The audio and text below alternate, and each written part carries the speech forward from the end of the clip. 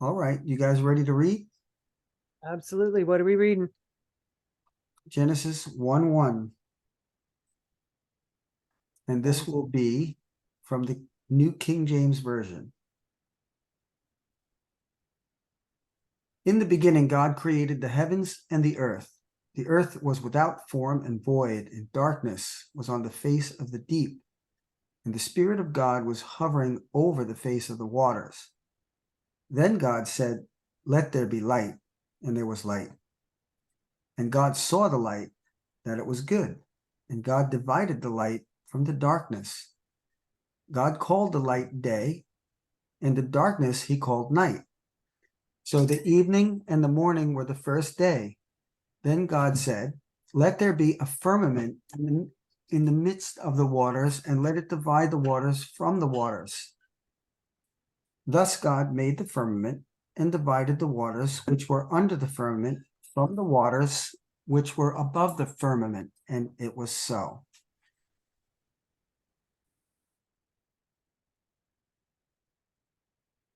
Okay, who wants any comments on this? So he divided the waters from the waters. So now what kind of waters are we talking about? We talk about frozen waters. Like under what atmospheric conditions are we talking about here? How would we know that? Exactly. How would we know that? Amen. I was Good answer. kind of wondering a couple things. One, were the waters already there before he created the earth, or they come after? Well, see, that's No the way to fun know, part. too. That's the fun part, Rob, because it's waters, right? They're waters. Well, how do you get water?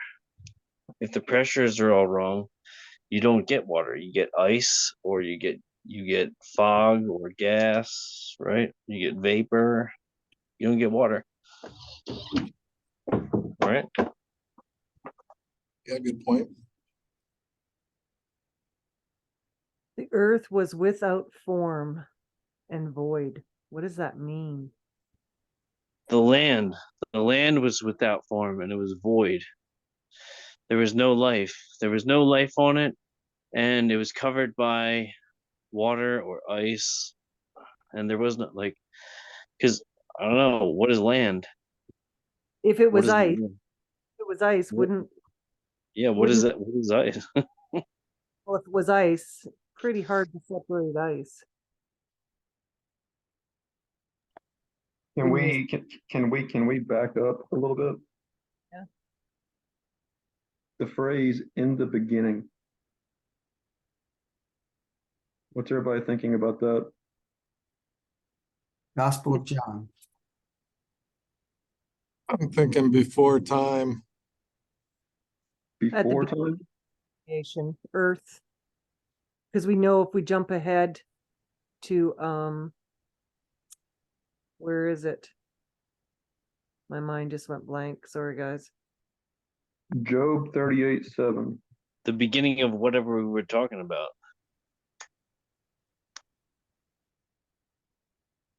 Do we think that the creation account here in Genesis chapter 1 is about both physical and spiritual creation, or only physical creation?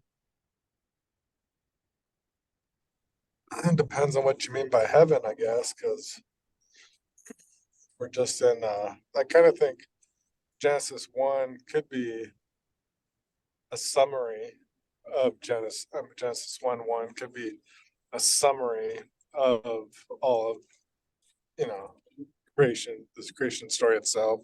Doesn't necessarily have to be its own individual verse, if you know what I mean. Kind of like an Well, introduction. um, well, I know we haven't got to it yet, but later in this chapter, I think around maybe verse 14 or something, doesn't it say that he put the lights in the heaven, like the sun and the moon and the stars and things, he put them in the heavens or in the Yeah, expanse. I love So that. I love that part. maybe if that is the same heaven that's under consideration in verse 1, then perhaps everything in this chapter is only dealing with the physical. Right up to the animals and people, I would possibly agree. Do we think that, well, yes, with man, I know we'll get to that in the next chapter, but like when he breathes into man, and then you've got man seems to be created distinctly different, something unique about him, but I know we'll get to that later. But I know there's that verse in Job 38, I think it's verse 7, that talks about the sons of God shouting for joy at the laying of the foundation of the earth. I love that. I love that one because yeah, what does that mean? Like I know that's slightly off topic from the Genesis that we're talking about because we're supposed to be talking about Genesis, but you brought Well, it up. yeah, I mean, it's connected if we're talking about in the beginning, and are we going to even discuss the possibility that there were other things before what we're reading in Genesis chapter 1? Obviously, I think we all agree God existed before Genesis chapter 1, before the beginning in this verse. For sure. Are we going And- to say that his angelic creatures that he's created also existed before this? Or not? Well, see, that's where it gets creative and awesome because, like, see, that's where the divergence comes in. You're saying something about his angelic creatures that he created, but like, there's other people that would be like, well, you haven't even proven that he's created such dudes. So, right. Well, I mean, if we're going to talk about him creating such dudes, we could talk about the scriptures where it seems to indicate God is the creator of all things, like John 1 Amen. and Colossians 1. Hey, So see, it seems see, like if it's been created, God created it.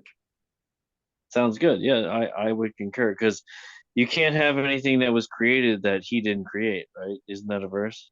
Yeah, John 1, verse 3. And there you So go. if it's been made, he made it. But my That's it. question is, when did he make it? Because we know other scriptures talk about angels, cherubim, Right, seraphim, all these other things. right. And we haven't even gotten to those yet. We're gonna get to those soon. Right. I just thought I'd throw it in here because it says in the beginning. Like, do we all think that it's talking about in the beginning of the physical creation or in the beginning of even when God made the spiritual beings? Well, yeah. What does it mean in the beginning? What do y'all think? Well, Well, and I think that there was creation before. Um, this is our domain, or whatever you want to say it. God does say, "Let us make man in our image." Some people say he's talking to the Trinity. I say not. But I do believe he's talking to other beings. That's my opinion.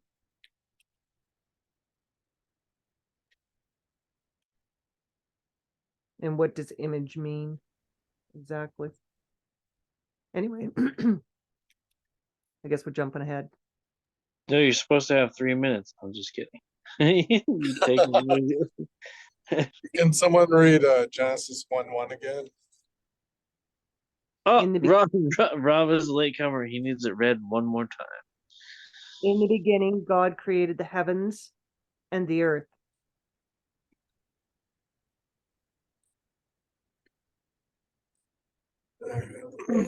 Yeah, what does that So in the mean? beginning, In the beginning, he created the what? what? In the beginning of what? He created this and that. See? I know some people say that's space, time, and matter.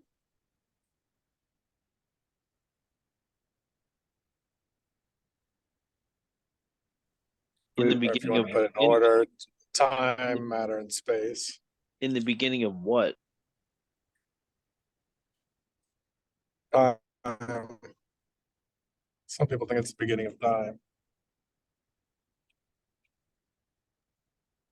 Wouldn't that be saying the beginning of our time?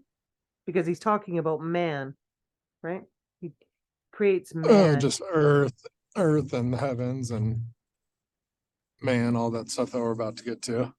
Yeah, it Right. seems like it's in the beginning of everything that the rest of the chapter talks about, which, as far as I can tell, is physical in nature. Sun, moon, stars, animals, humans, like physical things, like in this dimension or this realm. I don't think this chapter I don't think there's any way to prove that this specific chapter is talking about anything in the spiritual world. No, I don't think so either. What do you guys make of the cosmology of what's going on here? If God divided the waters with the firmament, but before that, his spirit was hovering over the face of the waters or the face of the deep, it almost seems like that before the firmament came into being, it was nothing but water. Yeah, that would be very not cool. Well, there's a verse, is it First or Second Peter, that talks about the earth was made out of water by water. Right.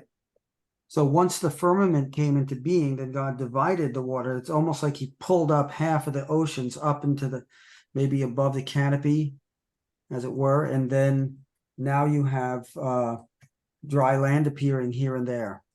Because maybe it wasn't flat underneath that, maybe there was mountains under the water.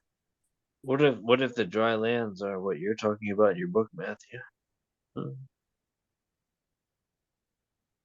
Elaborate. So, like with the waters, everything you just said, just like compare it to your book, like sorry, Allegorically. yeah, maybe something like that. Not literally. I don't know. You lost me. I always like to take Genesis literally, but I can learn too. I don't know. I have no idea. I'm open. I mean, eventually the New Testament is going to be, you have been called out of the darkness into his glorious light. There's lots of contrasts like that, using light and dark. Since we're talking about heavens, my first time seeing the Starlink in the sky ever. Stop that. That was not a Starlink. That was an airplane. They're Oh lying. no, this is definitely Starlink. It's going several, pretty crazy. I've never seen it before. All right. Well, At thank first I was you. like, what is that? It's Thank you. crazy. Should I snap a picture? Absolutely. Otherwise, you have no proof, buddy. You have no proof. So But yeah, I've told you guys about that course that I took at I don't know, Harvard or something. It was an online course. right, right. And when it was done by an Jewish atheist woman, and she took a whole class to draw this out. And when she finished, she said, "Now, if you believe the Bible is true, we live on a flat earth." That's what And she said to you? not to me. She said it to the class, like online. Wow. And she said that you live in a circle type thing. She drew it. It was really interesting. Just exactly word for word. Because, like when you pull the waters up, when you're pulling that expanse up to separate the waters from the waters, it's like a dome, right? It's not going to be a square. It's going to be a dome if you're just pulling this expanse up. Doesn't say up though, does it? Well, how else are you going to separate the waters from the waters? I suppose you could pull it down. Same thing. You could pull it both ways, couldn't you? Yeah, you could, for sure. Yeah. One way you could separate waters from waters are the different states of water. You could have a vapor water, a ice water, and you could have a water, a liquid water. Well, we know that God, when he flooded, he opened what was it? The windows of the heavens. Kind of Right. sounds like the water pour in. Well, yeah, if Well, he's opening the windows of heaven, that sounds like, yeah, you're about to get rained on for sure. I want to point out though that so that I think it's verse 6 or 7 about the expanse or the firmament, depending on what translation you're using. That is the same because the waters were supposed to be separated from below and above the expanse or the firmament. But in verse 14, Say it again, Andrew. What? okay, verse 7 and verses 6 and 7 talk about the separating of the waters above the expanse and below the expanse. Mhm. Now, in verse 14, there are lights in the same Hebrew word. The lights are placed, so the sun, moon, stars, those things are placed in the expanse. In the firmament. Yes, so there are waters below where the sun, moon, stars are, and there are waters above where the sun, moon, stars are.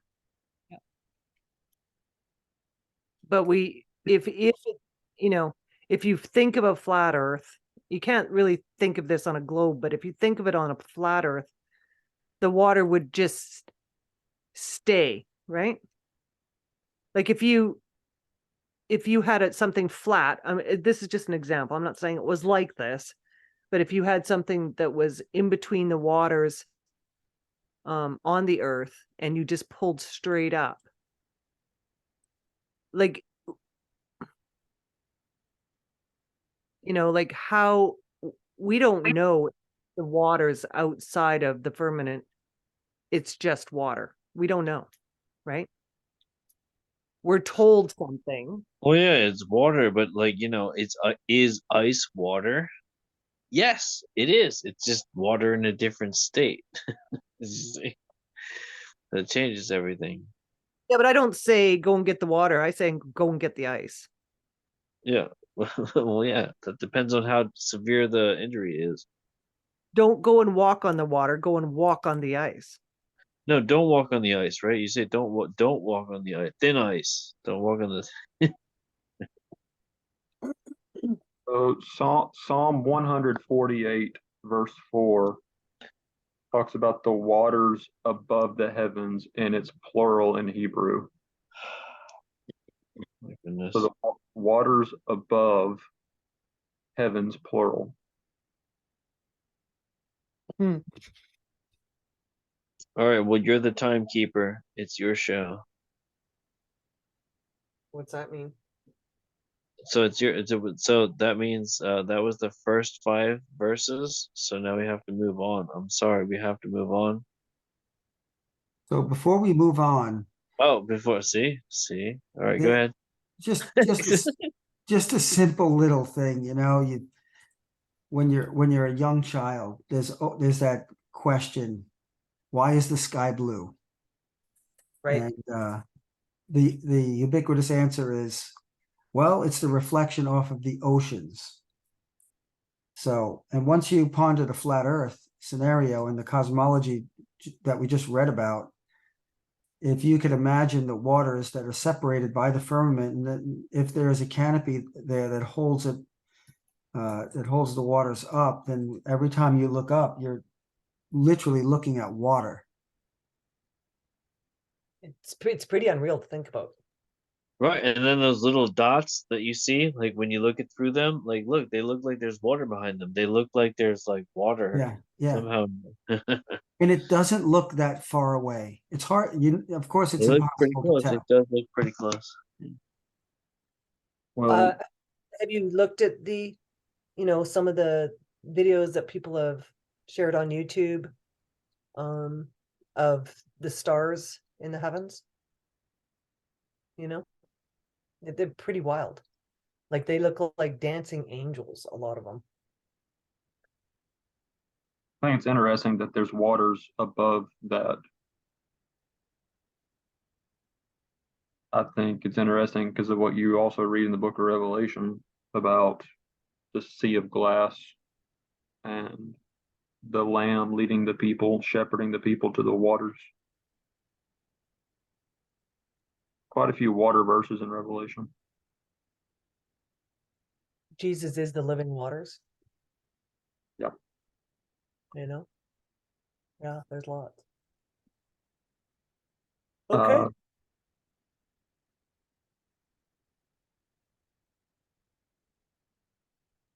Go ahead. Anybody have any other thoughts? Yeah, I mean, this is you guys. We're trying to stick to the program, so like everybody has 2 or 3 minutes if they want to go ahead and ask questions. After we finish this section, I think we're good with the first section. Anybody else have anything? We can go to this next bit. Did We're anybody good. want to? Did anybody want to mention anything about verse 4? And About God, the light was good, and God separated the light from the darkness. There's so many connotations to that. so okay, it's okay. So there's light, but the sun's not made till day 4, right? Correct. I don't know if y'all want to get into that or talk about that. Anybody has any thoughts? I mean, if we're gonna get into it, this is the time to do it. I mean, this is when we're here. So yeah, do it now. This is a good verse when you're debating whether time exists or not as a physical type of object that you could travel through, warp, twist, speed up, slow down. You know, and many people think that the rotation of the sun, if the sun is rotating, or if of the earth, I think it's the sun that's rotating. Many people think that is time, but it's not. I think the day here is a time period.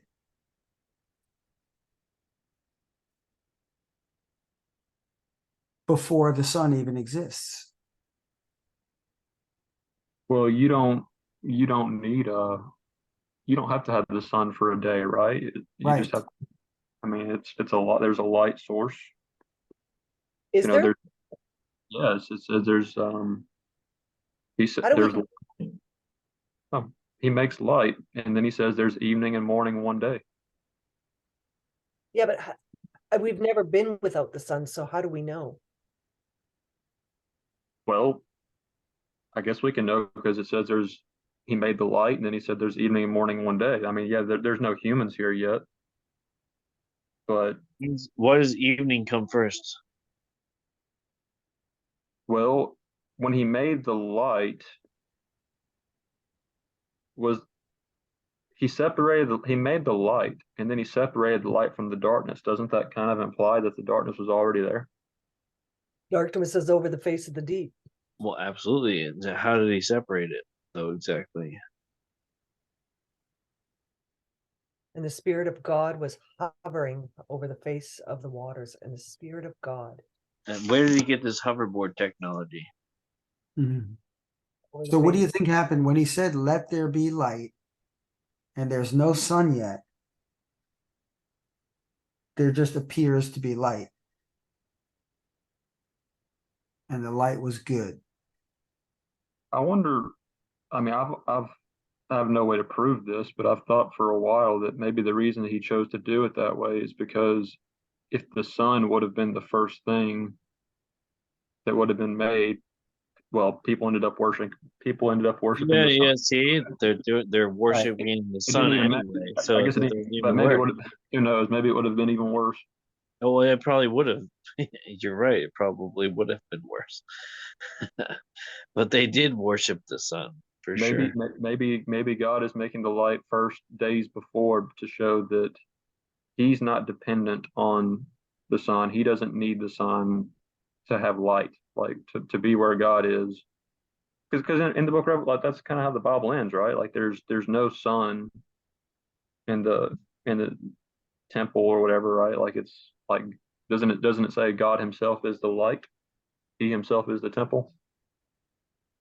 Before, yes, that's 100%. Before we move on, we have to read John 1:1-5. Go ahead. In the beginning was the Word, and the Word was with God, and the Word was God. He was in the beginning with God. All things were made through him, and without him nothing was made that was made. In him was life, and the life was the light of men. And the light shines in the darkness, and the darkness did not comprehend it. And the darkness did not comprehend it. What does that Oh, mean? that sounds like ignorant people to me. Yeah, it's Israel. It's a reference to Israel not getting that Jesus was their Messiah. But this definitely looks back to the creation. Well, it shows that the God who, according to John 1, the word that, as we read in verse 14, becomes flesh, he's the one that did the creating. So the person we think of as Jesus, before he went by that name, has to be involved in this, what we're reading in Genesis 1. If he created everything, as John 1 and Colossians 1 say that he did, then he would have to be present on this occasion in Genesis 1. Well, we know he's called the Word, right? And God said, "Let there be light." And there was light. Yeah, that is an amazing preponderance. It's like this light that was created was actually a prophecy about Christ coming into the world. Does it even does it say that God made the light or God created the light? He said, "Let there be light," and there was light. But it doesn't say that he actually made it or created it, right? Right. So what if this could be a reference to just, because we know Jesus in John 8:12 says, "I am the light of the world." And he also told his followers in the Sermon on the Mount, Matthew 5-7, that they would be the light of the world, a city set on a hill that could not be hidden. So the disciples of Jesus' job was to reflect his light.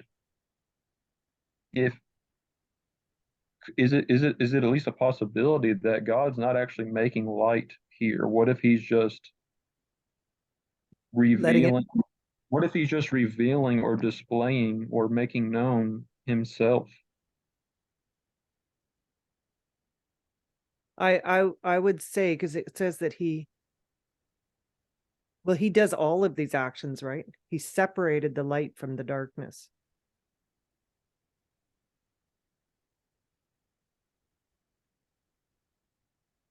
Like, to me, this is all a reference to light and darkness in everything. Everyone. Also, I mean, we believe God is omnipresent. I mean, I don't want to go look at all those, but I know we have scriptures that indicate that God is ever present. This separation is taking place. Could that be a reference to, since God is everywhere, could this be a reference to God uh, making a distinction between himself and these other things that are now coming into being?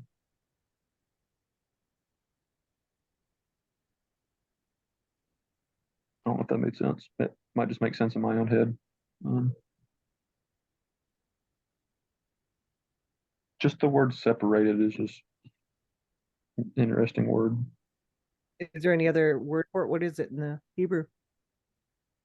Look and see. What keeps jumping off? Rob? Sandy left, and now Rob probably got booted. Divided. The Hebrew word separated or divided. It's the same word that's used in verse 7 where he separates the waters from above and below. And the only other time it's used, I think, is 1 Chronicles 25:1, where an army was set apart for the service. So set apart, divided, separated.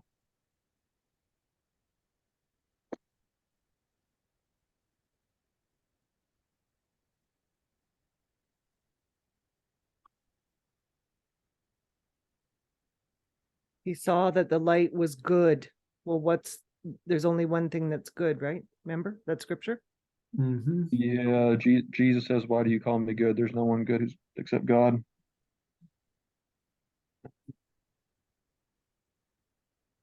It is interesting that you're introduced to the concept of good even this early on. Mhm.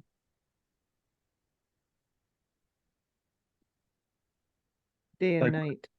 what does he mean by good? Does he mean like it's just it's like beneficial? Like I don't know, if like a moral good. I mean, like is there? I don't know. I don't want to go down that rabbit hole of is there evil? Is there not evil yet, or anything like that? But Well, even in humanity, right? When we're in the light, you know. yeah, it's just there is no humanity yet, right?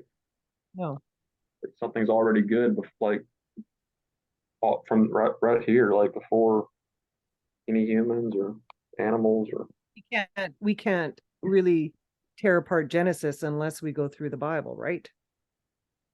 You know what I mean? You have to jump ahead. You don't even know what's going on. You have to back I it up. would disagree. You can't always you could jump ahead, but sometimes jumping ahead is detrimental because then you create stories that don't exist.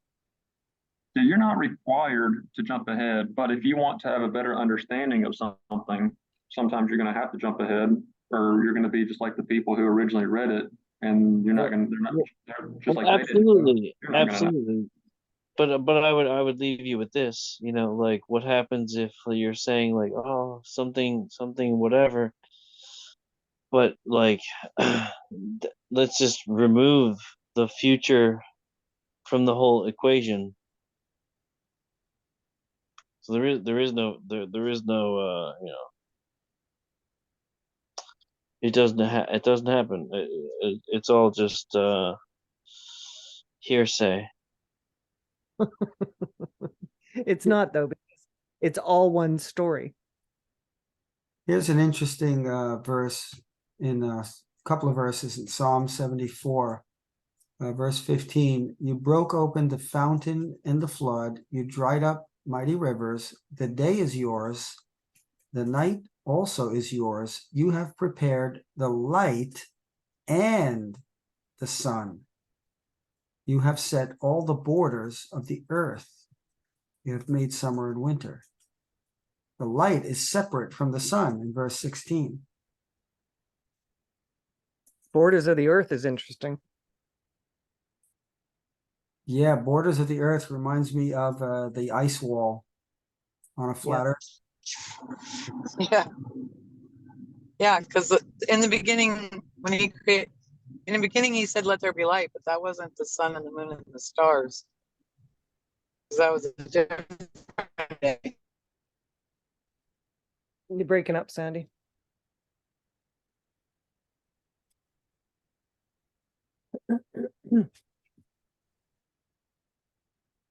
We got anything else, or do we want to move on? You guys got anything else Yeah, you want to no, move? that's the first five. What, right? The first five verses.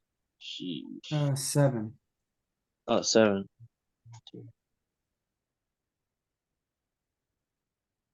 Say aye or nay?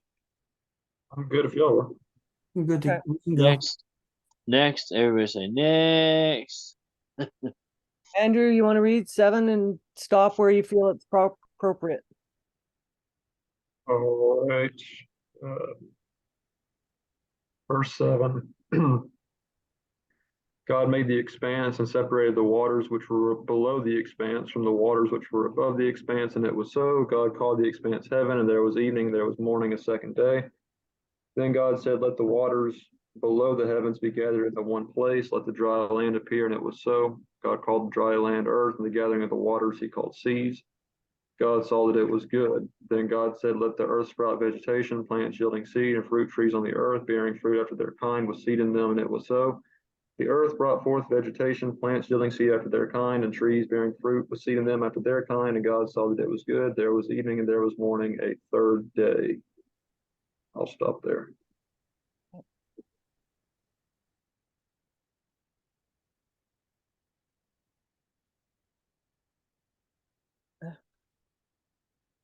And God made the expanse,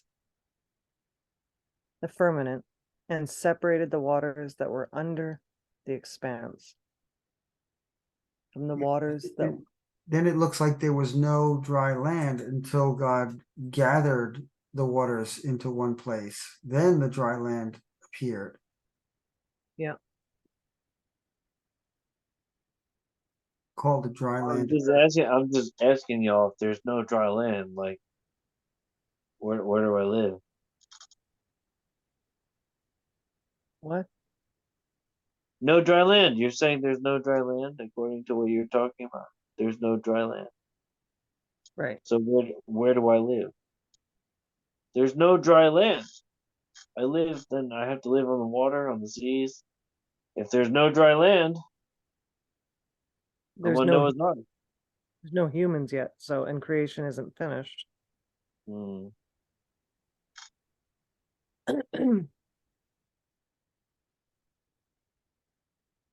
And God called the expanse heaven. So let me ask you this. That's in the first part. Okay. It says that he created the heavens and the earth, and then he called the expanse heaven. Is this supposed to be plural too? Well, I can look it up and see.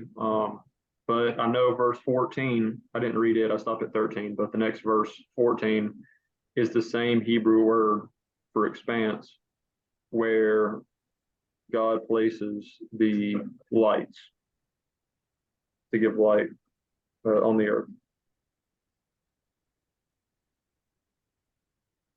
So wherever you think the sun, moon, stars are, that's the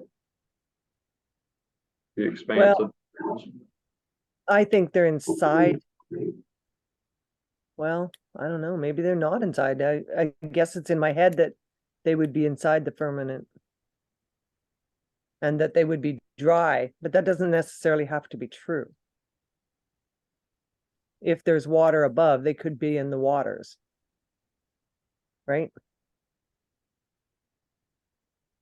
Um,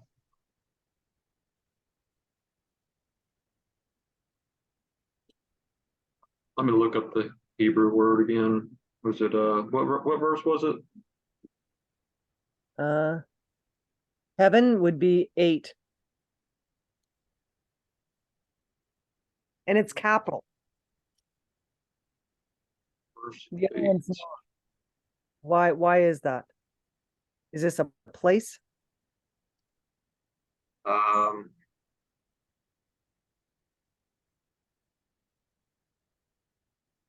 well, the Hebrew word there for heaven, looks like some translations say sky, is so it's like Greek, apparently, I guess, because I know in Greek, the Greek word uranos can be sky or heaven. Like this Hebrew word kind of does the same thing. It is, I'm trying to see if it's singular or plural.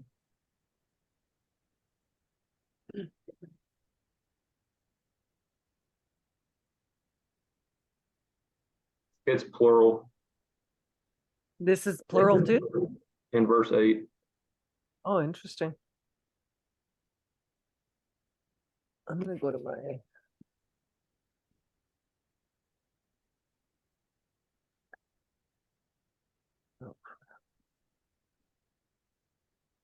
I'm about to eat supper though, so I'm gonna mute and let y'all talk. okay. Thou shalt. I mean, come on. It's gotta be people to talk. Otherwise, we're gonna end it for tonight and call it a day. Relax, Albert. Just relax.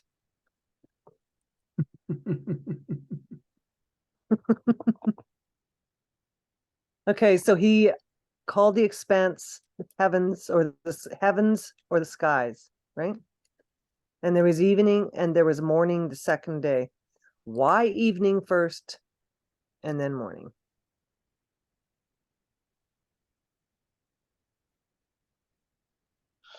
I always loved that question. Can you answer it? Why evening and then morning? Well, Rob may disagree, but maybe, just maybe, it's because eventually the day is going to start in the evening. Hmm. There's no other reason that I can see. Well, it seems like the day's already started. Didn't it say back with the light, there was evening, there was morning, one day? Yeah. But we had that little debate, and Rob is still on the idea that, when we were trying to figure out the days of the week that Christ was, crucified and buried and raised, where Rob was insisting that, the day back then, or what they called the day,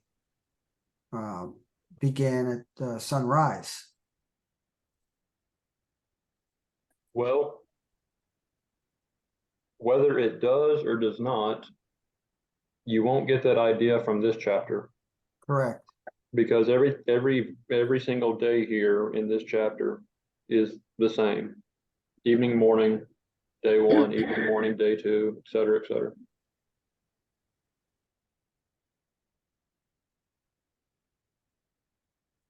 It doesn't say day though, it says there was evening and there was morning.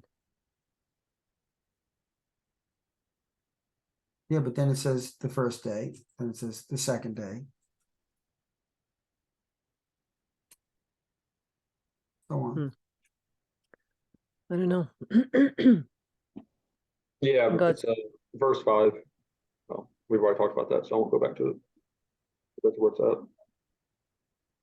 Let the waters under the heavens be gathered together into one place, and let the dry land appear. Let the waters under the heavens be gathered together. Okay, so we know that's on earth, right? So God called the dry land earth, and the waters that were gathered together he called seas. Why not oceans? Where's the oceans? Are the oceans a new thing? You know what I mean? Unless they're just synonyms. What's the difference between an ocean and a sea? Sea is closed in, they say. The amount of salt, you know. The sea is closed in and the ocean is not closed in. I thought that's what the difference was. Well, if you believe there's a flat earth, on a flat earth, like this Bible seems to be teaching us, then that's not true either. You know what I mean? Is the word ocean anywhere in the Bible? I don't don't think so. No, it's only sea, and that's Yeah. the sea, the sea, the sea, the sea. I mean, unless you go into the New Living Translation, which I wouldn't bother with. Yeah, I wouldn't go into the paraphrasing translations. So yes, I was right here. It says, many people use the terms ocean and sea interchangeably when speaking about the ocean, but there is a difference between the two terms when speaking of geography. Seas are smaller than oceans and are usually located where the land and ocean meet. Typically, seas are partially enclosed by land. So, Right. That's why you would call Galilee the Sea of Galilee, not the ocean right. of Galilee. So, but they're saying if you live on a globe, then your oceans never stop. Do you see what I mean? They go around the globe without any border. If you I believe don't a flat, know. then all of the waters have a border, and they would be seas. The fact that the scriptures never use the word ocean, and I don't know if that's the same kind of reason that it never uses the word like dinosaur. Maybe it just wasn't, the term yet. But Well, it would be for the same reason. You're right, and that's because a lot of people believe the dinosaurs are bunk. I mean, we have one of the biggest dinosaur museums in the world, and there's no real bones. Tell me why. I'm just curious. We've never seen a real dinosaur bone. Apparently I they don't- exist. You tell me. I don't think dinosaurs ever existed. I'm in that camp. I don't believe they did either. So, but that's, we're starting to sound crazy on a Genesis podcast. Yeah, I would ask questions for y'all about some things in Job, but we're not talking about Job, so I will refrain. I know you're talking about behemoth, but it doesn't say dinosaur. Oh, I know the word. I don't even think the word came around till the 1800s. That's So, right. But I'm not saying, but it's like with anything, right? Like Trinity, like the word Trinity is not in the Bible, but I would say that most would believe in the three members or three persons. Maybe not everybody, but like Father, Son, and Holy Spirit. Even though the word Trinity is not there, many would accept that doctrine. Raptures, same way. Some do, some don't.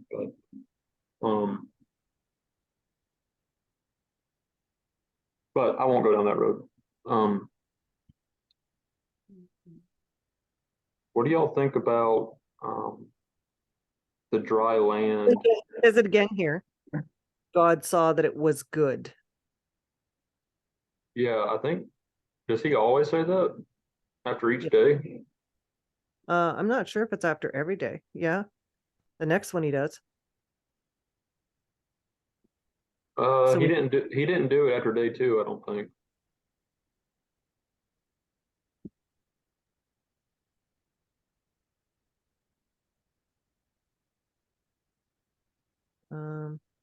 Maybe not. Oh, yeah, he did verse 10. Okay.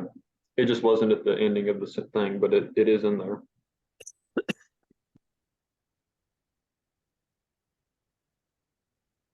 Um, Well, welcome, verse Rob. verse 11.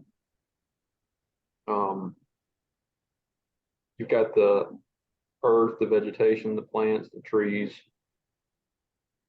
Since we've already read that in John 1 earlier, that if it's been created, then God created it, the Word created it. We would say that this would include all kinds of trees, right? All kinds of, which would include even the tree of knowledge of good and evil, which we're going to get to later. Like that would be included in this verse 11.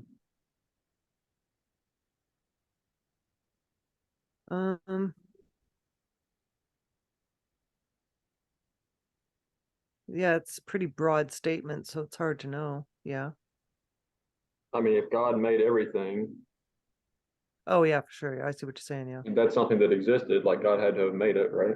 Like I would think that would have to be included in this verse 11.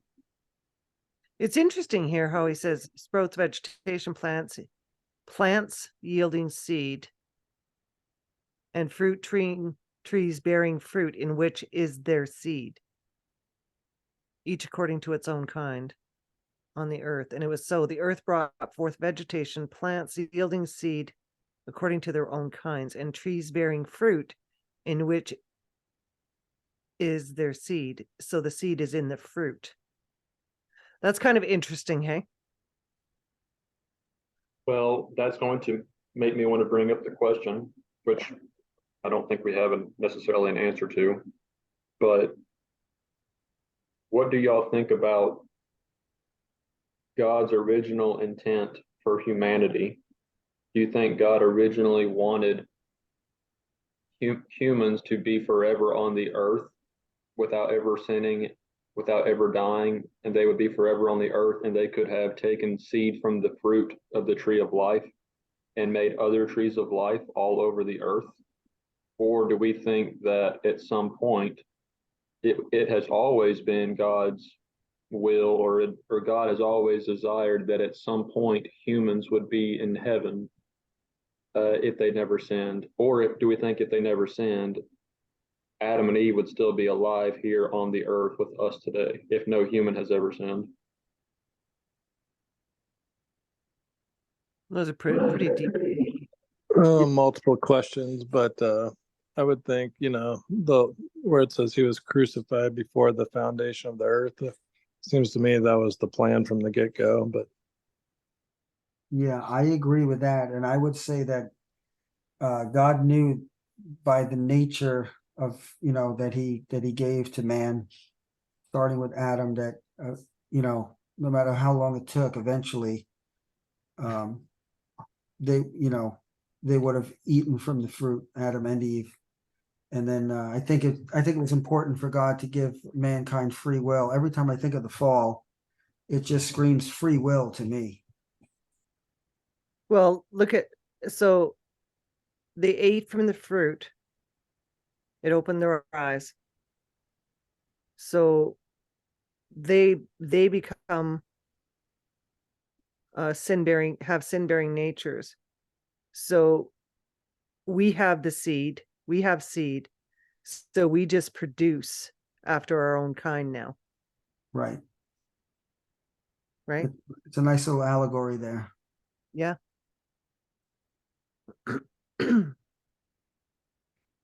Which is why Christ had no earthly father. So now we have to eat from a different tree. Right. We're back to the tree of life. The second Adam. Yeah.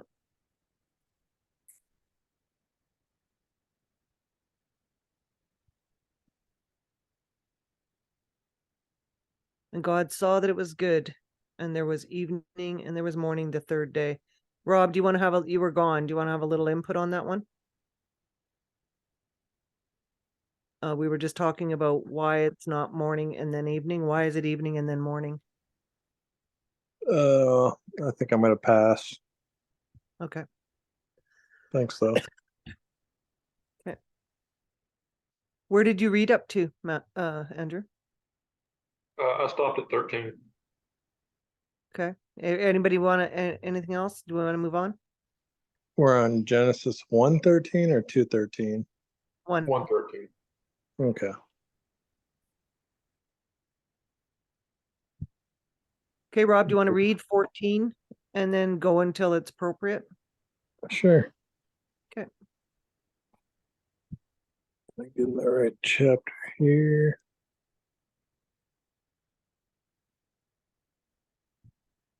All right. And God said, "Let there be lights in the firmament of the heaven to divide the day from the night, and let them be for signs and for seasons and for days and years, and let them be for lights in the firmament of heaven to give light upon the earth." And it was so. And God made two great lights, the greater light to rule the day, and the lesser light to rule the night. He made the stars also. And God set them in the firmament of the heaven to give light upon the earth, and to rule over the day and over the night, and to divide the light from darkness. And God saw that it was good. And the evening and the morning were the fourth day.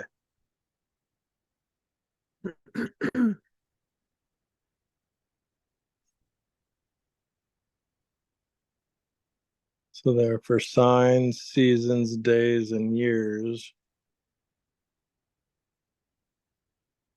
So what do you have to say about that, Matthew? Because I mean, I would say that that's time in regards to us, but I don't see it as affecting God whatsoever. I think he goes through time with us. I mean, it's time is a tough word because you have to use it in a way that doesn't portray its true meaning. Yeah. Like you just said, through time, right? I think there is no through time. It's through time would imply that time is this thing that's there, and we're just like travelers passing through it. Like a tunnel. Like a tunnel, which is what the atheists, that's how they describe time. And that's why they say that we can warp it, twist it. They think we can go backwards in time and go forwards in time. They say that God is outside of time, especially the fatalists, or not fatalists, but the Calvinists, basically. They say that well, not just Calvinists, most of Christianity, I would say, thinks that God is outside of time and therefore can see the span of history that, you know, some of it doesn't even exist yet. And that's how he's omniscient. I don't see it that way. I see time as an attribute, not so much an attribute, but it's just we have to use the word for convenience. Like if I say I have plenty of time to give you, you know that I'm not handing you something. I'm just hanging out with you, or I'm doing something for you. But we use the word like it's a thing, and we have to, but it's not a thing. So I find it interesting. And we went, you know, we talked before about there being the first, the sun is created on the fourth day, but there's 3 days before that, and there's no sun, but yet there's a sequence of events, which would be a better way to say time, but nobody wants to talk that way. Yeah, it's a really confusing subject. You have to think about it for a long time. No pun intended. So, like, what do you think, Matthew, about like when Jesus talks about how he would be killed, and on the third day he would be raised up? Like, that's because, like, you don't think the future is a thing, right? No, the future never exists as far as I can tell. It's just again, we use the word the future kind of like we use the word time. If I say in the future I will do this and this, well, what do you mean in the future? It's not like I'm going into a house. I could say in a house, but in the future. But we have to use that. What we really mean is, you know, at some point in our life that doesn't exist yet. But again, nobody wants to talk like that. So we use the word the future, but it's not there. Imagine if time travel were true. So if you were able to travel either backward or forward in quote time, then that place to which you were going to travel at every moment would have to exist for you to arrive at that place. If somebody gave you a time machine and said you have the ability to go forward or backwards, and you can pick exactly 4 years, 3 days, and 2 hours forward, well, and you could be there in an instant. Well, not only would the place that you go to have to exist, but everything surrounding it and everything affected by it and everyone that lives in it would have to exist at that time. So and now take every moment that you can get to from now until that time, and then every moment thereafter, and try to say, well, where did all of these places in time exist? They don't. So you go right back to the idea that the future doesn't exist. When Jonah told the people, and I don't want to get too off on this, I'll ask one more thing and leave it alone. Like when Jonah says, in 40 days, Nineveh will be destroyed, or when Jesus says, I'll be raised up in 3 days. Right. Do you think like Jonah and Jesus are talking about things that don't exist? Right. I do. They don't exist. Now, because God can say, this will happen in X amount of time, and then God could absolutely make it happen. Or God could change his mind in the interim and not make it happen, which is why I call myself a partial open theist, because I think the future, again, I'm using the term like we all use it, the future is open. And because it's open, it's subject to various things. Because if God gave us a free will, then of course, what takes place, I'm trying not to use the word future. So instead of saying what happens in the future, but what may happen is subject to our wills, and then all of the factors that will affect our wills. Unless God says, no, I want this to happen, and then he takes every action to make it happen. It still doesn't exist before it happens. It's just that God is able to make something happen unimpeded. Okay, I'm curious. This could be directed toward you or anybody else in the group who feels like answering. And then y'all can move on to whatever part of this section or next section y'all want to talk about. But I'd like to know, when Jesus said, "In 3 days I'll rise again," if Jesus didn't come back to life 3 days after he said that, if he wasn't really raised up 3 days later, or he says like, was like 3 days, Son of Man will be 3 days and 3 nights in the heart of the earth. If he would have come back to life, say a week later, or a month later, or a year later, or any other time other than what he said, would he have lied, or did he have to do it on the specific time frame that he said? Anybody want to answer that? No, I would say he'd have to come back in the 3 days. But I can understand what Matthew's saying when he says that 3 days didn't exist yet.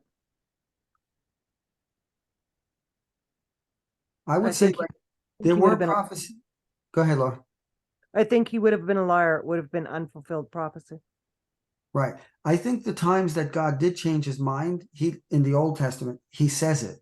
So if Jesus came back and gave an explanation, then that would be a different story. But if he said, in 3 days, and there's no explanation as to why, and there's no reason why, then that would be, at the very least, strange.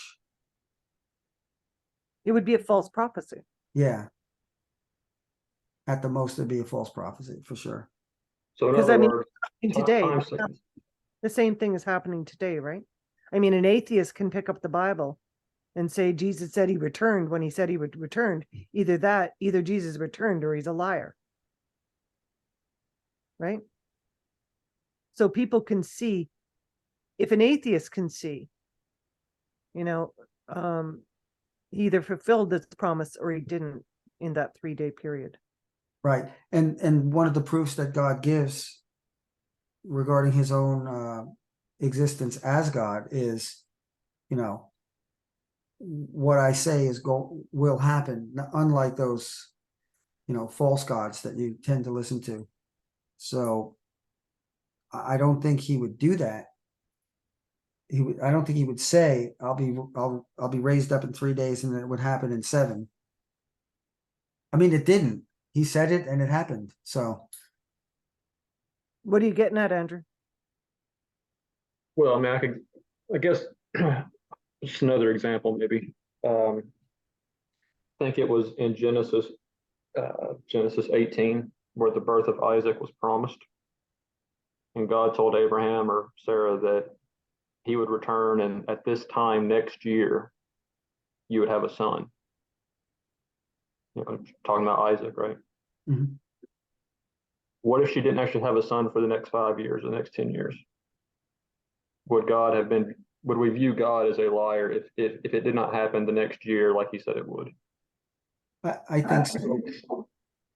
He didn't give any stipulations to it. There's plenty of times where he says, if you'll do this, then this will happen. Right. It's not like the Jonah with Nineveh where, 40 days you're going to be destroyed unless you repent. Right.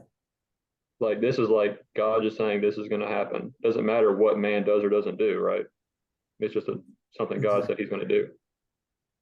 I guess I was just trying to see if the whole group would agree that God has to keep his word on when he says something in a time statement way. Absolutely. Yeah. I don't think God would want to give the unbelievers, Otherwise, you could ammunition. you dispute everything in the word.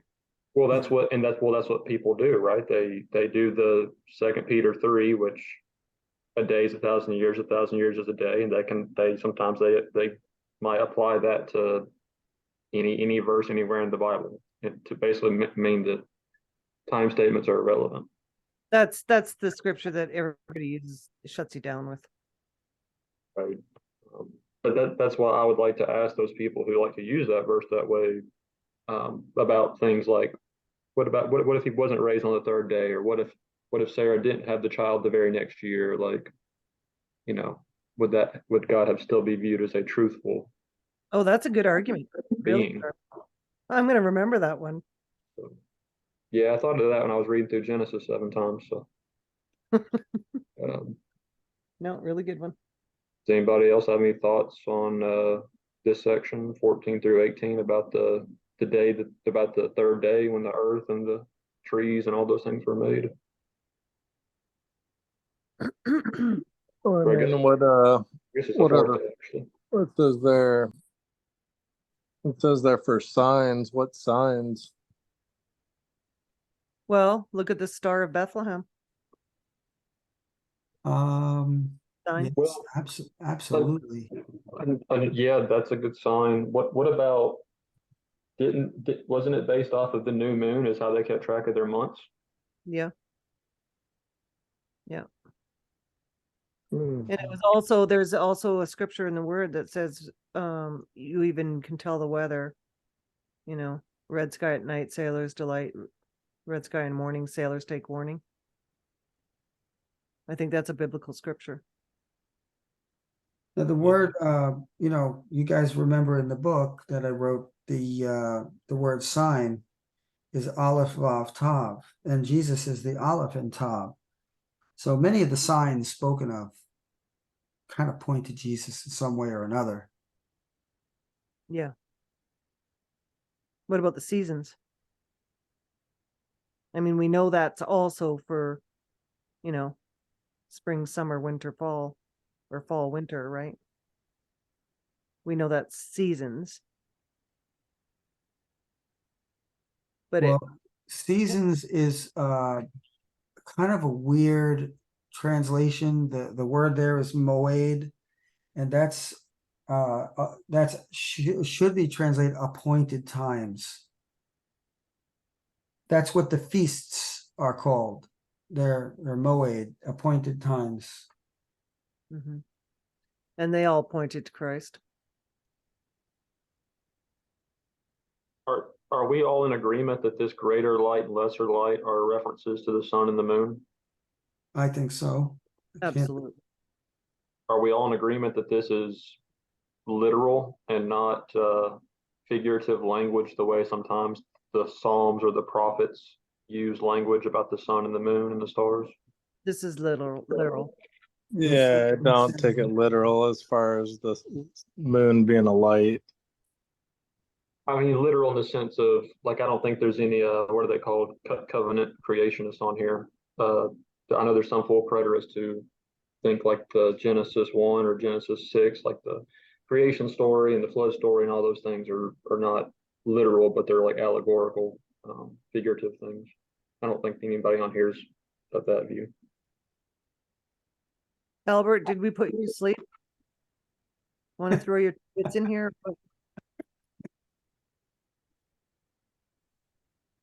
Firefly? Anybody? I think so far it's been pretty good. I don't think anybody's gone over 2 or 3 minutes at one time. Good. I like the way you talk to Lori. I like the way you talk to Albert like he's your son. He's young enough to be my son.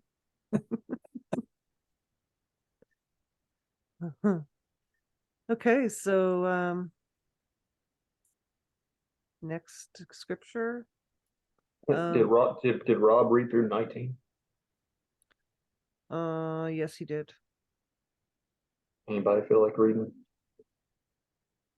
Yeah, I'll read some more. Hang on. God set them in the expanse of the heavens to give light on the earth, to rule over the day and over the night, and to separate the light from the darkness.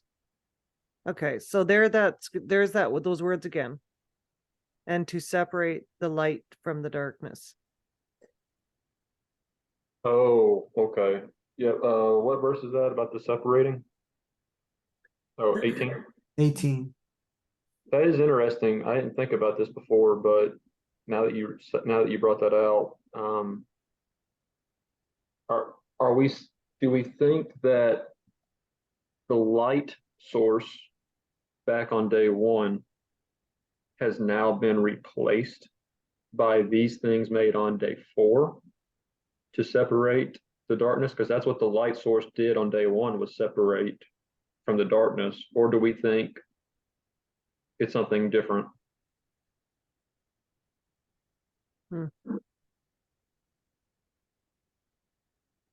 Was the light source that was separating the darkness back in verse 3 or 4, whatever it was that a different I mean because it's a different light, right? The light source here is a different light source than the light source at the beginning of the chapter. So is this darkness a different darkness or the same? Makes me think a couple things. One, could be spiritual, but I don't think so, but could be. But I've had this theory that light already existed, and then when you have like the sun and the moon and the stars and all that, they're just placed there, and the light was already existent. Yeah, that's what we came to when you must have been offline at that time. Well, Rob, I think Rob, when you kept dropping off, I brought up the point about, I don't think it says the light was made or created like these other things, and that Jesus in John 8:12 says he's the light of the world.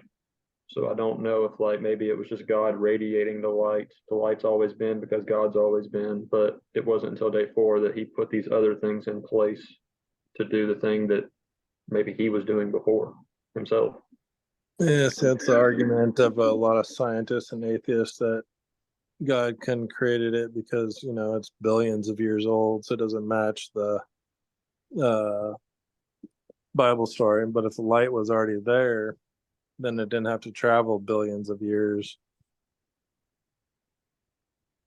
Get my point? If the light was already between the earth and the star, and then he made the star and the earth or whatever, the light didn't have to travel, it was already there.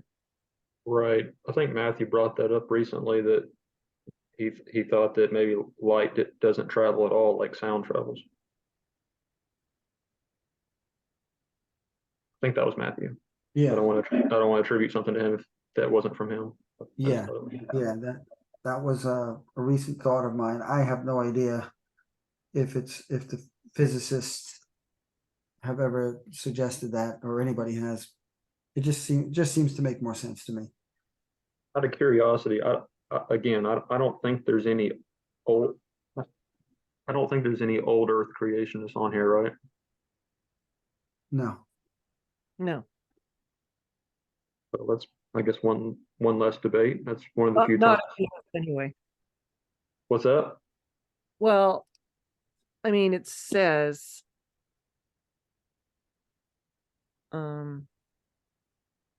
we don't really know when this in the beginning God created the heavens and the earth. We don't really know when that was, right? I mean, and the only reason I say that is because well, we're coming to it when it says replenish the earth. Right. I know that's definitely something that's debated. As far as I can tell, this in the beginning is just all having to do with the physical creation. Yeah. But definitely not what was outside of creation. Right. Or at least not outside of physical creation. Okay. Is everybody good on the first 19? I think so. I'm good. I think Matthew said he wanted to read some more.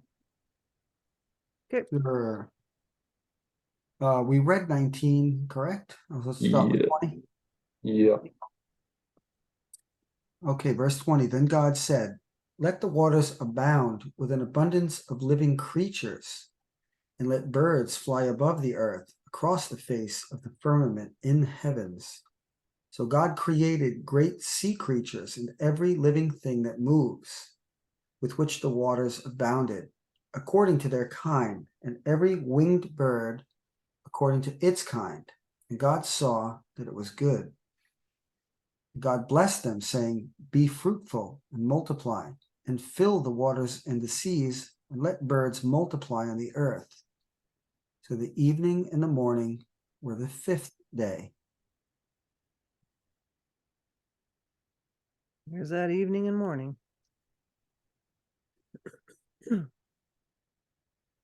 Let the waters swarm with swarms of living creatures. So I guess that would be what they call schools and all those things, hey?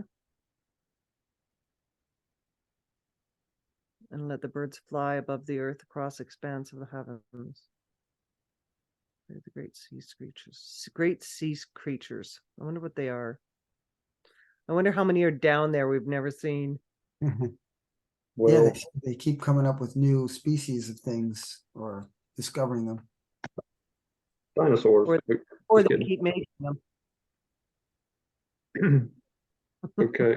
Well, what about okay, so the birds are flying above the earth in the open expanse of the heavens. So I think, is this the same Hebrew word for the expanse thus far throughout the chapter, that the sun, moon, and stars were placed in, that the waters were separated from above it and below it? Good question. I can look it up. It's verse 20.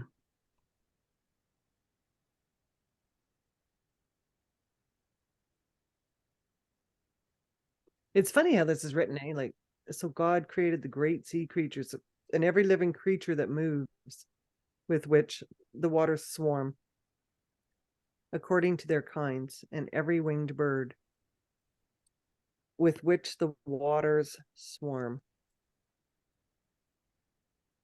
according to their kinds, and every winged bird according to its kind. It is the And same word, it is, eh? and it's plural.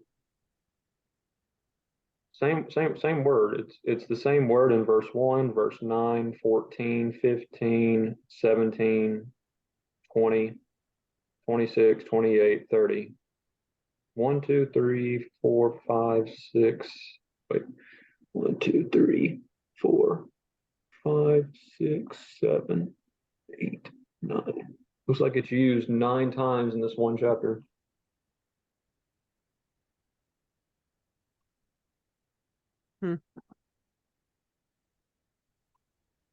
And God saw that it was good and blessed them.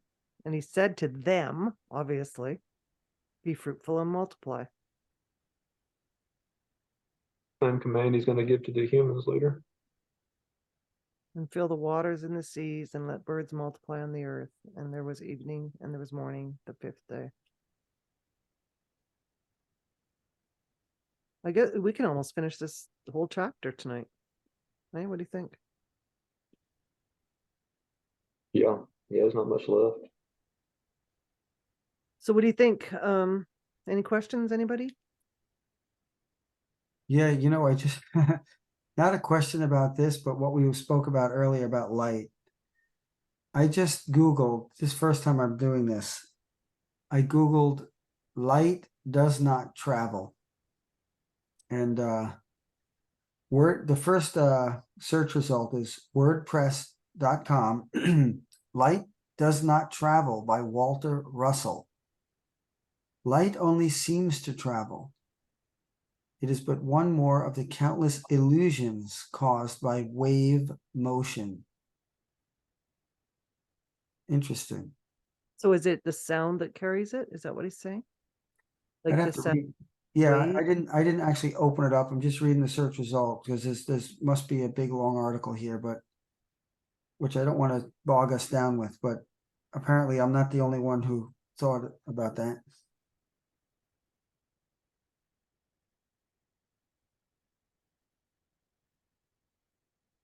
Yeah. Here's Cora. Is it possible that light doesn't travel at all?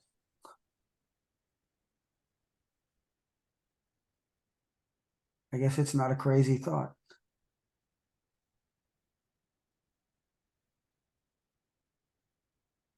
The darkness cannot permeate the light. Here's another one. Light is electromagnetic radiation and it requires no medium to travel. Thus, light does not need a medium to travel. Interesting.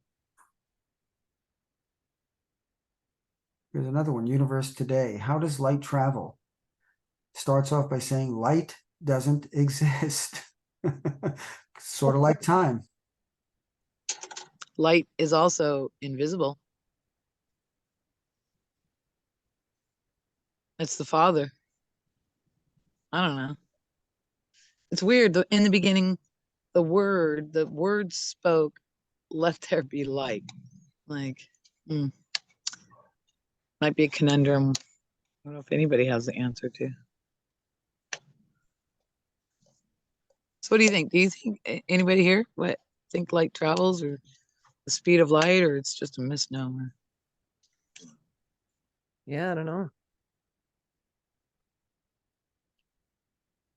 I don't claim to be that smart. That's for sure. I mean, you think, I'm just thinking of scriptures, right? Yeah. It separates the darkness.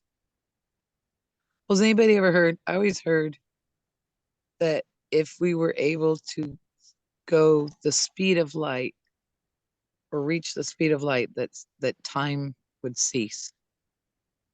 Anybody heard that? I mean, I've heard a that, theory. You have? but it sounds like a complete nonsensical speculation. Yeah, it's almost maybe. What if it was just? What if it's just another dimension? I don't know if dimensions exist either. So you don't think time is a? You don't think time is a dimension? No, because No. it's linear, not 4D. Time is 3D. not we talked about that before. I guess you hadn't come on yet, but time is as far as I can tell, it's not really a thing. It's just we use the word for expedience, and we talk about time this, time that, Yeah. how much For- time do we have? Can you give me some of your time? Well, let me Almost- check my packet. Let me see how much time I've got. Let me see. Yeah, Oh, yeah, I got about like a handful of nothing. right. So it's Figure of speech almost. How much time have you saved? We talk about saving time too. right. You save time. It'll save time if we go a different route. And we haven't saved a dime. We say that we're traveling through time, but that's when you really think about it, like, what do you mean? It's a tunnel, Maybe It's- we're traveling through light. but I suggested, and Andrew remembered a few nights ago, that light may not travel at all. I think it's instantaneous. So as long as the light is bright enough for you to see and within range, the moment the light source comes on, you see it instantly. And yet they say that light travels. Well, how could light travel? Well, it's definitely not like sound, is it? No. Because Totally sound does travel. It's a vibration. For sure, vibration. Right. Well, if But light is here, a wave or a photon, don't both those things travel too? because God said, "Let there be light," and Right. maybe that's a construct of our system. It's instant.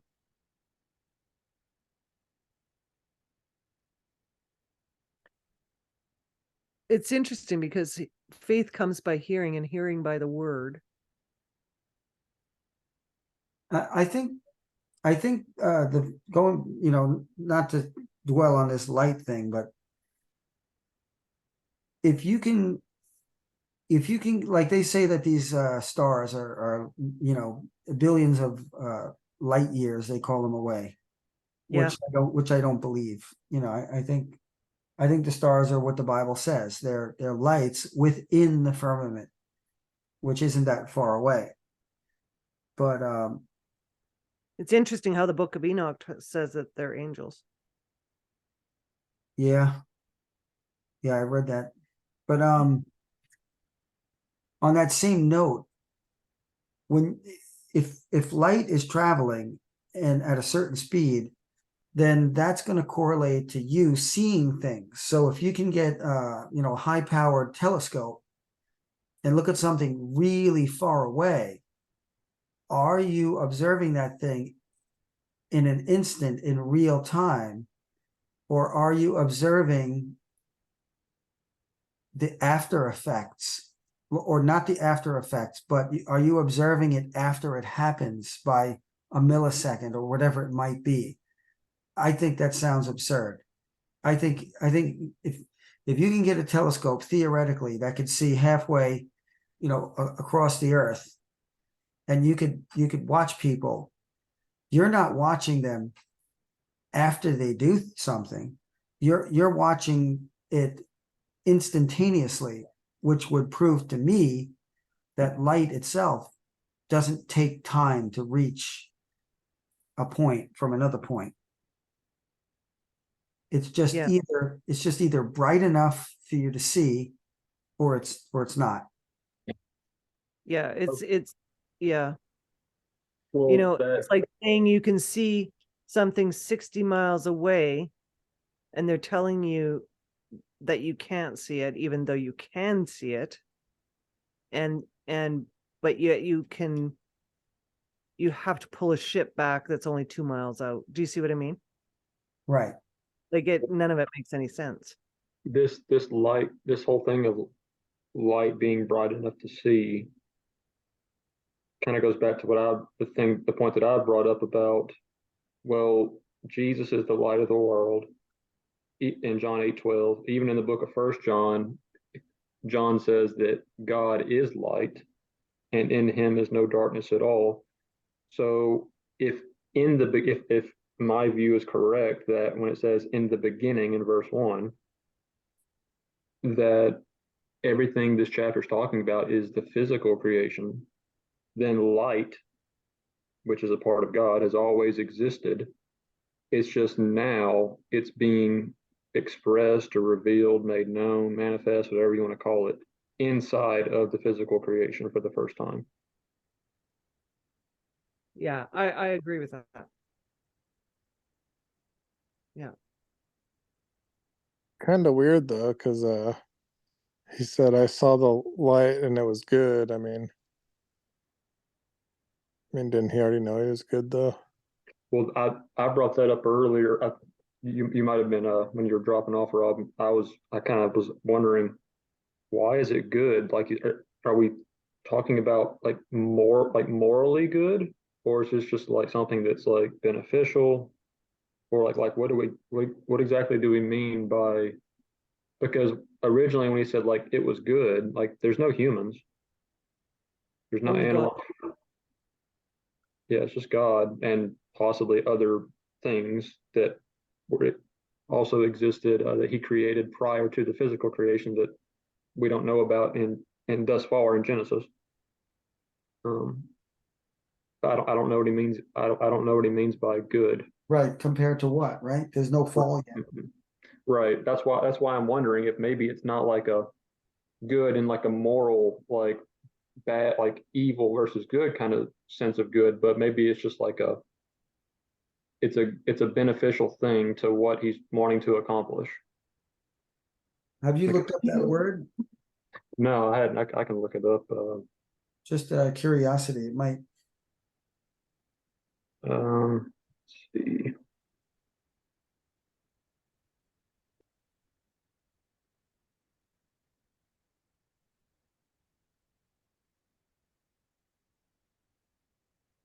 Good.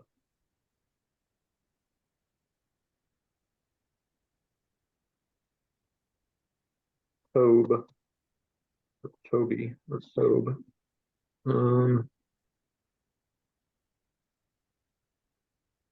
Yeah, I mean, it's Pleasant, agreeable to the senses, doesn't really shed any light. good to the sight, good to the taste, good to the smell, place, good of time, good of place, good of person. But what does it mean when in that scripture then when Jesus said only God is good? I think in that case, it would be good in the sense of, yeah, like sinless, perfect. Perfect. Um, It's not really a good translation then. I guess it would be, but that's what I'm saying. Like good, like I guess good sometimes could be used to be speaking of something that's like perfect, like morally perfect. But other times it might be good, like my, a person could say my vehicle runs good. Like there's nothing moral about it, but you mean it's working properly, it's working correctly. Like maybe that's what. it's going to be functional. Yeah, like that's probably like in my mind, that would make the most sense. In Genesis 1, it's talking about the physical creation. It's like it's functioning the way that he intends it to. Everything is breeding after its own kind, seed after seed. Okay, so let's move on and let's finish reading this up, and then we can, if people want to just stop listening, they can, and we can just go on, or they can listen. So it's not too time consuming. Make And sense? are we at what are we at? We at 24 through the end of the chapter? Yeah, I think so. Guess whoever wants to read it. Rob, you want to read?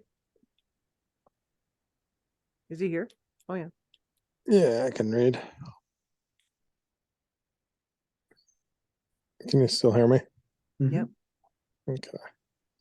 So, and God said, let the earth bring forth the living creature according to its kind, quadrupeds and reptiles and wild beasts of the earth according to their kind. And it was so. And God made the wild beasts of the earth according to their kind, and cattle according to their kind, and all the reptiles of the earth according to their kind. And God saw that they were good. And God said, let us make man according to our image and likeness, and let them have dominion over the fish of the sea, over the flying creatures of heaven, over the cattle and all the earth, over all the reptiles that creep on the earth. And God made man according to the image of God, he made him, male and female, he made them. And God blessed them, saying, increase and multiply, fill the earth and subdue it, and have dominion over the fish of the seas and the flying creatures of heaven, and all the cattle, and all the earth, and all the reptiles that creep on the earth. And God said, behold, I have given you every seed-bearing herb, sowing seed which is upon all the earth, and every tree which has in itself the fruit of seed that is sown. To you it shall be for food.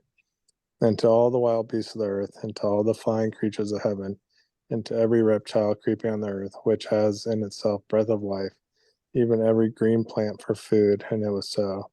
And God saw all the things that he made, and behold, they were very good. And there was evening and there was morning the sixth day.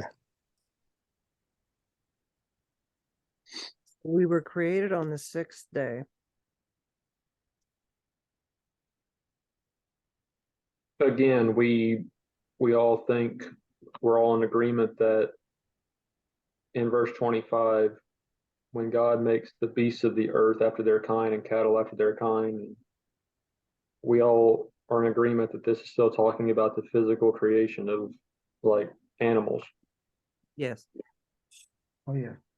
Okay, because again, I know there are some who would say that, well, the word beasts can be used to be talking about nations and peoples, like in the book of Daniel and in the prophets, and they would try to use scriptures like this to say that that's what this is talking about. But I guess we're all still in agreement that this is all still just about physical creation of Yeah. animals. It's interesting here. God made the beasts of the earth according to their kinds, and then he separates that from livestock. according to their kinds. Now, does it saying livestock is in cattle, as in you know what I mean? Yeah, some translations say cattle. That's I so guess created for food from the beginning. what say that again? It sounds like it was created for food. Like, I mean, what is livestock? You know, Well, I don't think it was food in the beginning. It wasn't until right. food later. Yeah, because they don't seem to be like they're supposed to eat meat until after they come off the ark. It does say, I think Rob read it, was it verse 30 or 29 and 30? God said, I've given you, talking about the humans, I've given you every plant yielding seed on the surface of all the earth, every tree, it shall be food for you. And to the beasts of the earth and the birds, I've given every green plant for food. So it seems so like what both was man, before? both before sin, it looks like these verses would indicate that there's no eating of meat, whether by animals or humans. But I'm just saying, what would the purpose of livestock before?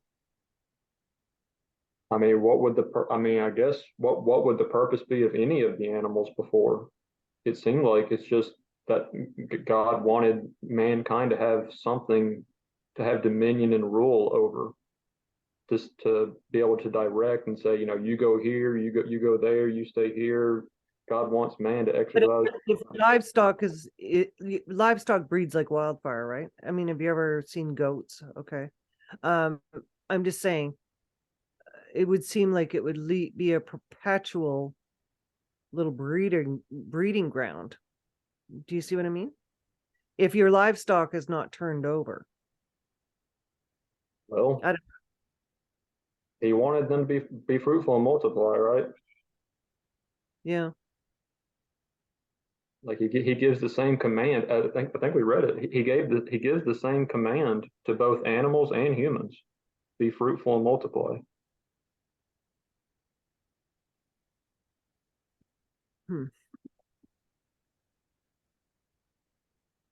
Why didn't Adam and Eve have kids before them in the garden? Well, I mean, I don't know if there's any way for us to know or prove one way or the other, but I've always heard from people say that the reason they never had kids before is because they weren't even there 9 months before they sinned and got kicked out. Well, that's kind of seems kind of, I mean, where did we read that? Well, we don't. That's why I'm saying, like, we don't know one way or another, but that's the only explanation I've ever heard for never that knew. question. She never knew Adam until after, right? We don't read of them ever being intimate prior to, or until after they get thrown out. That's what I mean. So again, I guess that's why I find it quite interesting that that's how it it's works. yeah. I mean, it's assumed. I mean, there's lots of assumptions that we bring to the text. Like here, I can give you another one real quick that it doesn't tell us, but usually we assume. Most people would assume, even though it doesn't tell us, that they were created, that the humans, Adam and Eve, were created mature as adults. Like they weren't, like God didn't make babies. And right, but the text doesn't tell us, right? But most people would assume that God made them as adults, but we don't know the ages of how, we don't know. If they breed after their own kind, then babies don't talk. Right. Right. I mean, that's what it would say to me. Well, I I don't think babies talk, but depending on who you're talking to, if you're talking to a Calvinist and how they would interpret the book of Psalms about babies sinning from the womb and saying lies from the womb, I don't know. I don't know how they would explain things, but Viper in a diaper, I know. Well, are we going to talk about verse 26? Oh, yeah. Are we ready? Is everyone ready for verse 26? Should I set timers for this one? Albert, take it away. I think Albert's having a nap. Before Nice. before you do 26, isn't it? Yeah, that's something I wanted to bring up too. Go ahead, Matthew. Yeah, y'all go ahead. Yeah, isn't it interesting that when the animals, the various kinds of creatures are created, it always says after their kind. But what's weird is it almost seems like they already exist. Why would it say after its kind? And then as soon as it switches to man, it's after our image or in our image. I would think because humans are the only thing that We're at different. least are of the physical creation, at least, that are created in God's image. Oh, Animals animals aren't, so I would think that's probably why there's the distinction. Absolutely. But if there are no cattle and then God says, let there be cattle after its kind, well, wait a minute. There were no cattle. What do you, after what kind? Why can't it just be cattle? Are you saying that God is somewhat of an animal too? No, no, I'm just saying like the wording is weird for something that doesn't exist to be made into existence. That's what I Let's mean. say- It'd have to be God because it says after his kind, doesn't say. No, it's after its kind. Like the cattle is made after the cattle's kind, after its kind. That's not the way the Brenton reads. Or the KJV, I guess, maybe. How does that read? I had the KJV because but it says, let's see, what verse was that? 24, 25? Yeah, so God made the beasts of the earth after his kind, not its kind. See what I'm saying? Yeah, that's a weird translation. That's KJV. Let's see how Brenton says. NASB says their kind.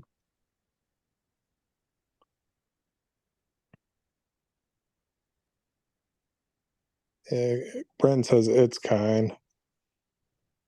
But that is kind of weird. How can you have its kind if it doesn't exist? The KJV kind of makes it sound like it's made, the animals are made after the image of God a little bit. There's a footnote here. It says literally from the Hebrew, its, after its kind. Unless it's referring to creatures in heaven, potentially, like cherubim and things like that. I thought for a minute that it might be looking forward to when they procreate, they would be, of course, procreating always after its own kind, of course. But then the same thing could be said about man. Didn't it say the same thing about the like the trees, like the fruit and things earlier Right. on Yes. day 3? From their own seed. Right? Because the seed was in the fruit. Same with verse 21. Every winged bird after its kind. Is that Maybe, because like you say, he's just saying the future reproduction potentially. Yeah, that's how I've always read it. like you can't breed two different animals, right? But you can do it man-made. Man does it. Kind of sounds like we're kind of commanded not to, obviously. You know what I mean? Mess with creation. Or could it be like, and God made the beast of the earth? Now, he's not talking about one beast. He's talking about multiple different kinds of beasts. So then it would, that's where it would, according to its kind, would then make sense. Like if God made, let's say God made 40 different kinds of beasts. So, and God made the beast of the earth all according to like various kinds, in other words, but worded it according to its kind. Well, Agree yeah, too. the according to its kind, I think that goes back to the idea of like you can have, I guess, what they call micro evolution, but you can't have macro evolution, right? Like you can have variations within species, but you're never going to have like you can have like two dogs or two birds can get together and produce like a different kind of bird or a different kind of dog, but you're never going to get an entirely different kind. Like you're not going to get two dogs together to have a cat, right? Correct. You'll have a dog and a wolf, and they're the same kind. So that's how I've always heard like the whole Noah's Ark explained is that Noah was supposed to have on him with the ark not every type of species, but Just a every bunch of kind. different kinds. And so the different kinds, you might could get like 40 or 50 different breeds of dogs from like a particular pairing or something, right? So like you wouldn't have to have that many animals if like because it's not species specific but kind specific. No, I agree. I agree with that. I thought it was interesting when reading the Brenton, it talked about reptiles. Does that mean it's referring to the dinosaurs? Well, I would say possibly Lori and Matthew already said they don't believe in those. I think you might not have been on here when we kind of talked about that very briefly. I would see it being able to refer to maybe dragons. Yeah. You just think like all the fossils are something different then, or what? Well, I don't know. I mean, like I said, we have the biggest dinosaur museum in one of the biggest ones, and there's no bones on site. It's all created. Does everybody believe that? I don't know about now, but does everyone believe that there used to be dragons? I kind of do, yeah.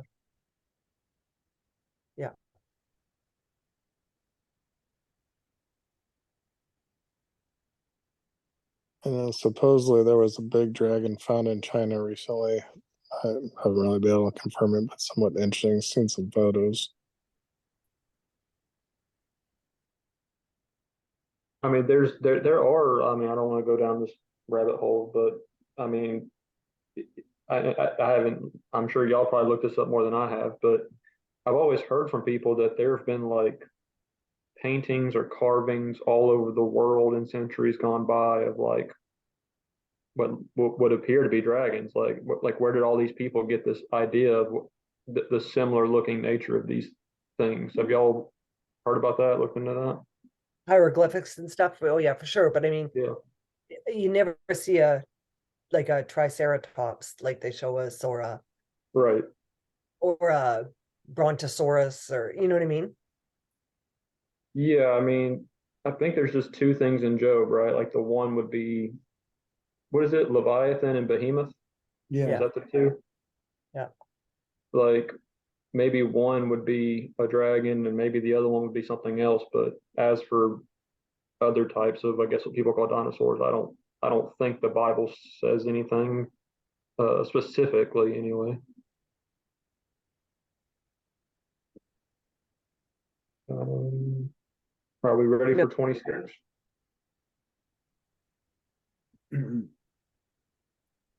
Are we?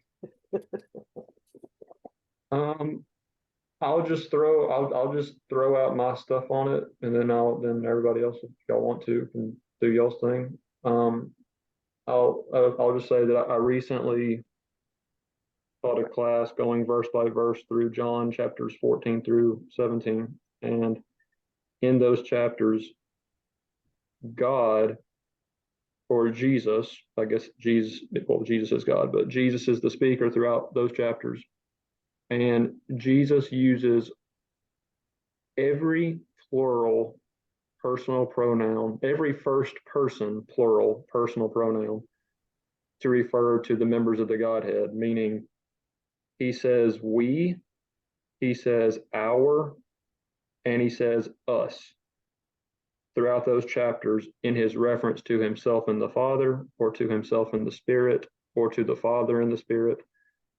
So, to my knowledge, there's only three first person plural pronouns: we, us, and our. And Jesus uses all three of them in those chapters to refer to the members of the Godhead.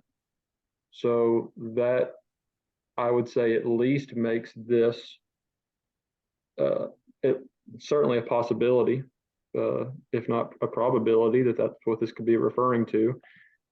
The other possibility, I know that I brought this up earlier, that Job 38:7 speaks of the sons of God being being in existence at prior to the laying of the foundation of the earth. They were already in existence, which is why I say that everything in Genesis 1 is not about spiritual creation in the other world, but or dimension or realm or whatever you want to call it, but only about the physical. So if the spiritual beings were already in existence at the time God is saying these things in Genesis 1,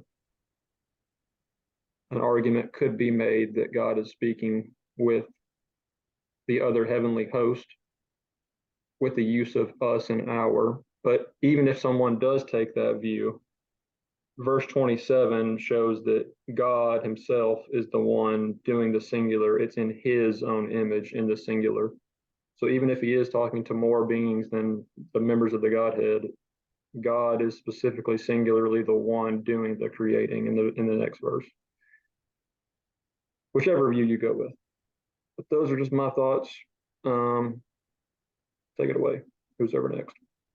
Seems like Genesis 5:1 kind of clears it up. But could be me.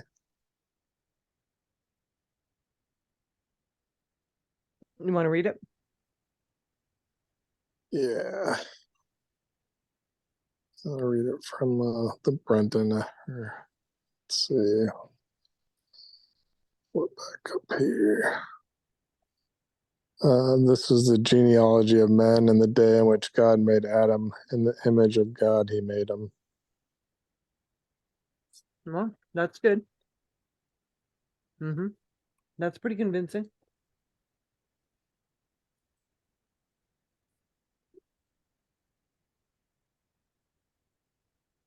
Let's see what else we got here.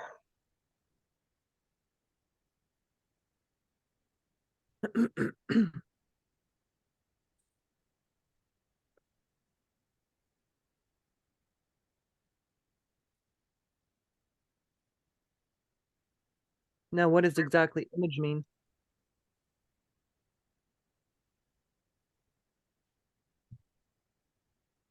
Maybe like a reflection or A visual, like Jesus is the image of the invisible God.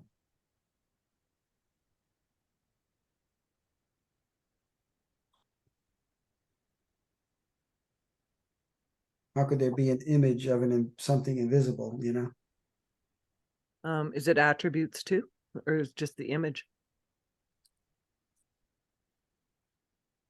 Because if it's image, God is invisible. Yeah. Would that not kind of lead you down the road of having a spirit?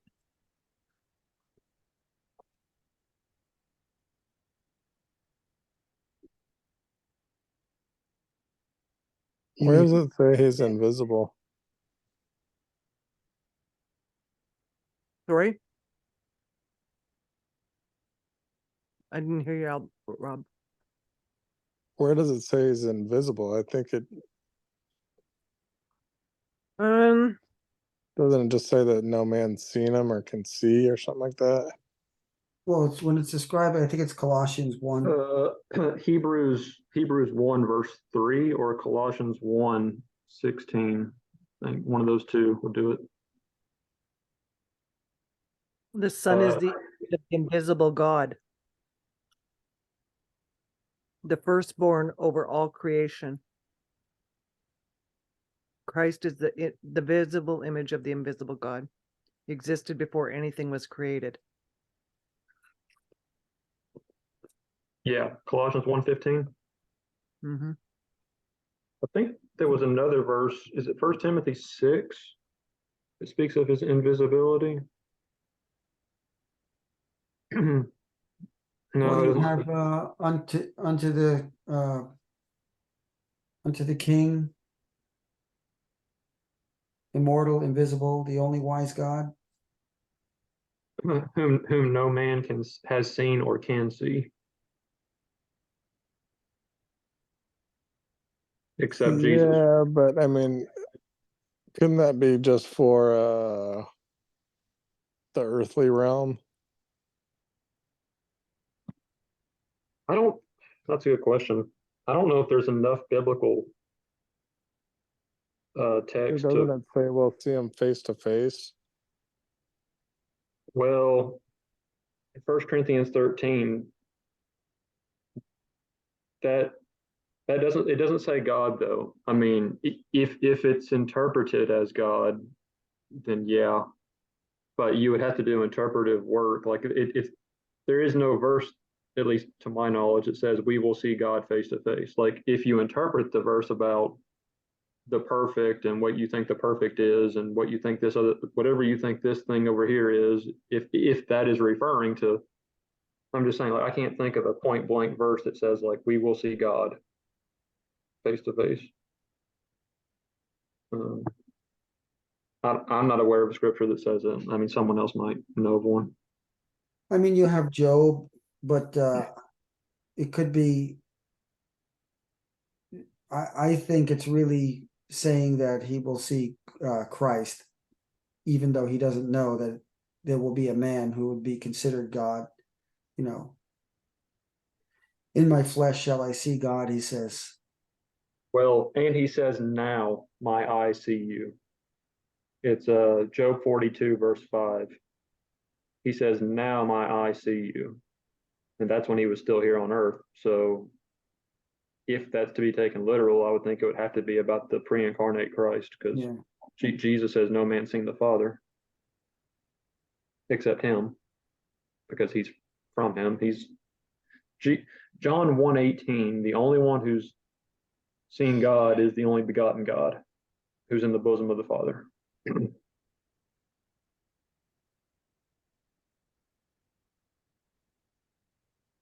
I don't think there's enough scriptures to know for sure one way or the other if we'll actually see more than Jesus in the afterlife. I don't know if we'll see the Father or the Spirit in the afterlife unless they.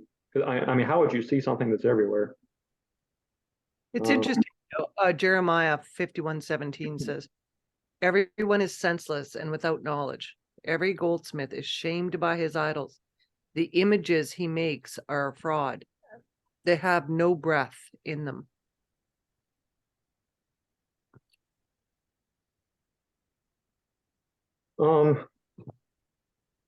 Rob, the only thing I could think of that would maybe give support to the idea that we'll see more than Jesus, that we would see maybe the Father.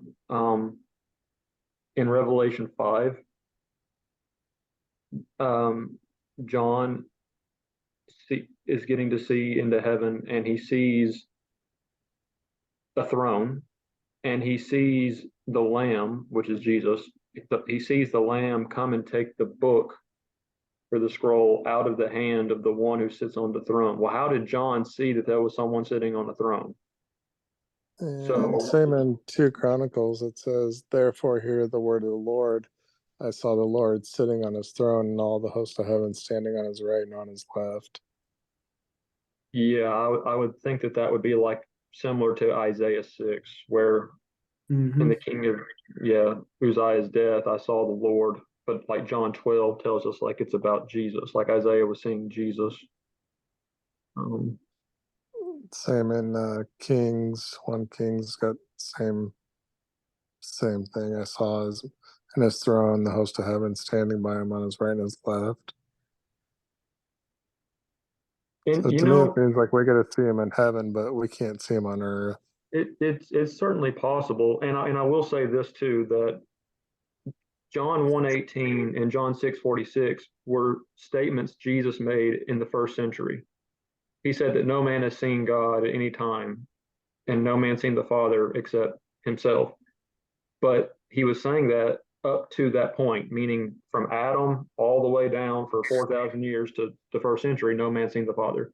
but that doesn't tell us anything about whether or not people see him after Jesus was here, right? He was just saying up to this point, no one's seen him. I think Isaiah 6:1 is a clear picture of Christ. Remember that in Isaiah 6, it's where God pronounces the spirit of stupor that will be upon the nation of Israel. They'll be blinded until the land is desolate and without inhabitant. And but you have John's 12, I think it's 32. If I be lifted up, I will draw all men to me. It, in contrast to John 6:44, where he says, "No man can come to me unless the Father sent me, draws him, and I'll raise him up on the last day." So it's kind of like here in this old covenant, where I am standing right in front of you now, no man can come to me. And then in contrast, once he's lifted up or crucified, now it's the new covenant. Now he will draw all men. So he says, once I'm lifted up, same, and it's also says in John 12 that is the very reason why they could not believe on him, because of what Isaiah had said. So Yeah, verse 40. Verse 41, these things Isaiah said because he saw his glory and spoke of him. Nevertheless, many even of the rulers believed in him. Well, the hymn in 42 is the same hymn of 41 that Isaiah saw, right, which is Jesus. he saw Jesus. Yep. And I always picture his train filling the temple as us believers. If I'm lifted up, I'll draw all men. Yeah, I love that verse if you're talking to a Calvinist. Yeah. All right, Rob. Sleep good. Oh, he's gone. So back in Genesis, let's see. Get it pulled back up here. Rob just went to sleep. I think I'm going to be cutting out too. I got to get up early. Did nobody have any other thoughts about anything in Genesis chapter 1? No, that was a great study. Enjoyed it. Yeah, absolutely. All right, you guys. For the whole chapter. I guess it's just going to keep playing if Albert doesn't. He's not awake. Oh, He'll well. have to. You'll He have can- to edit. He'll have to crop it. Yeah. Okay, you guys. Get steady. Night. Good Good night, all. night. Good night, Albert.